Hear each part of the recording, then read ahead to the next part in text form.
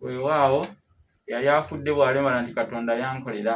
Neebaza Katonda olw'ekirabo eky'obulamu, kubanga nze ani akyayogerako nammwe abalangira n'abambejja.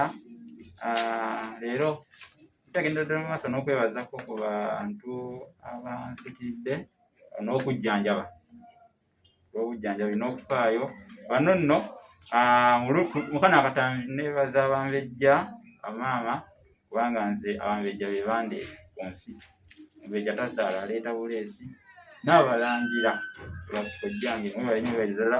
Gano ge mannya g'abalangira abambeereddewo n'okunziruukirira mu nsonga eno ab'oluli olulangira Youth Network: Omulangira Kayondo Kalema, Omumbejja Nakimbuge Flavia, Omulangira Kimbuge James, Omulangira Wasajja Kiwanuka, Omulangira Tebandeke Kenneth, Omulangira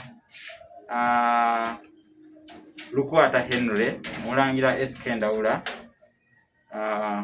waliwo ne bannaava Aniruth Waalinnyo, Omumbejja Nawati Madiina, waliwo nno Omulangira Edward Tebandeke naye waali, Omumbejja Namugambe Josephine, Omulangira Kayemba Abdu, waliwo Omumbejja Nawati Madiina, waliwo